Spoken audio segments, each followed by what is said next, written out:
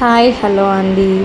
ఈరోజు వచ్చేసి దాహి బిండి ఎలా చేసుకోవాలో చూసేద్దాము. అంతకంటే ముందు మన వీడియోని ఎవరైనా ఫస్ట్ టైం చూసేటికైతేనా లైక్ చేసి షేర్ చేసి సబ్స్క్రైబ్ చేసుకోండి. ఇప్పుడు ఈ దాహి బెండి ఎలా చేయాలనో చూసేద్దాము. ముందుగా ఒక 1/4 kg బెండకాయని తీసుకొని నీట్గా కడిగి ఇలా క్లాత్తో నీట్గా తుడిచిపెట్టుకోవాలి. ఇలా అన్నీ తుడిచిపెట్టుకున్న తర్వాత పెద్ద పెద్ద ముక్కలుగా నేను వీడియోలో చూపించినట్లుగా కట్ చేసుకోవాలి. సో ఇలా కట్ చేసుకున్న తర్వాత కడాయిలో ఆయిల్ వేసుకొని ఆయిల్ హీట్ అయిన తర్వాత మొదటిగా బెండకాయలని ఇలా నూనెలో బాగా వేయించుకోవాలి. కొద్దిసేపు ఇలా వేగేటప్పుడు మనం దీంట్లోకి ఒక టేబుల్ స్పూన్ దాకా పసుపు, అలాగే ఒక టేబుల్ స్పూన్ దాకా సాల్ట్ ఈ రెండు యాడ్ చేసుకోవాలి. ఇలా యాడ్ చేసుకున్న ఈ రెండింటిని బెండకాయ ముక్కలకి బాగా పట్టేలాగా ఒకసారి అంతా మిక్స్ చేసుకోవాలి. కొద్దిసేపు ఇలా మిక్స్ చేసుకున్న తర్వాత కాసేపు మూత పెట్టేయాలి.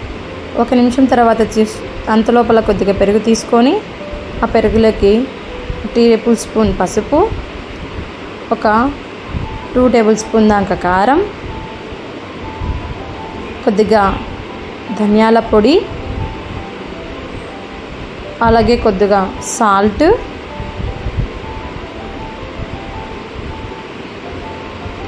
కొద్దిగా గరం మసాలా ఇవన్నీ వేసేసి ఇలా మిక్స్ చేసి పెట్టుకోవాలి. తర్వాత మూత తీసి చూస్తే ఇలా బెండకాయ ముక్కలని బాగా వేగిపోయి ఉంటాయి. ఇవన్నీ ఒక ప్లేట్లోకి తీసేసి పక్కన పెట్టేసుకోవాలి.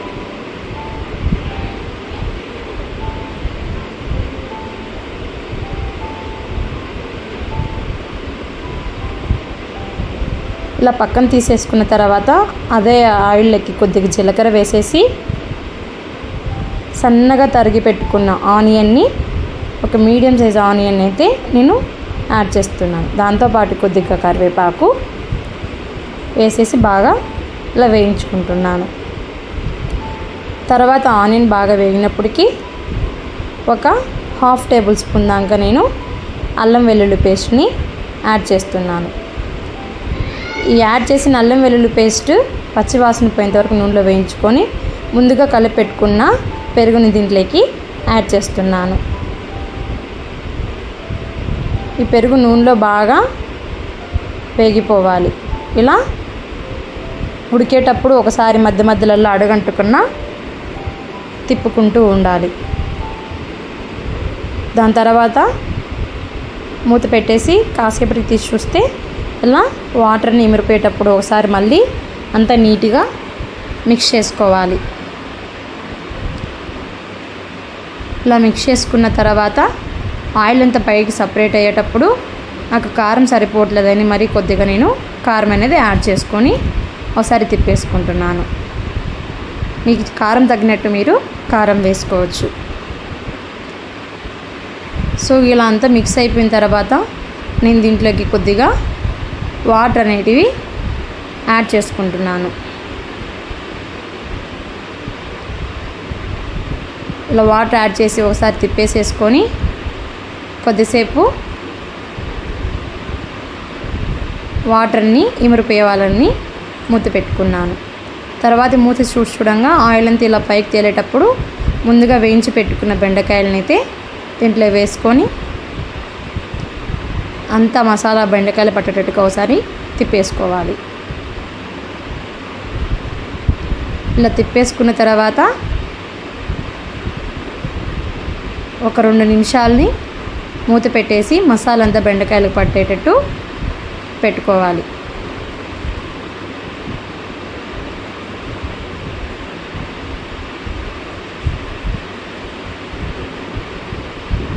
తర్వాత ఇట్లా తీసి చూడంగా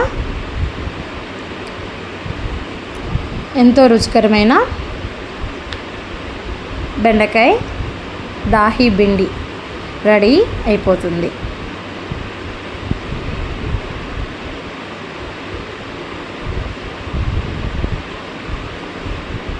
అంతేనండి, ఎంతో సింపుల్గా, ఈజీగా, టేస్టీగా, ఎప్పుడు ఒక విధంగా కాకుండా ఇలా ఒకసారి ట్రై చేసి చూడండి.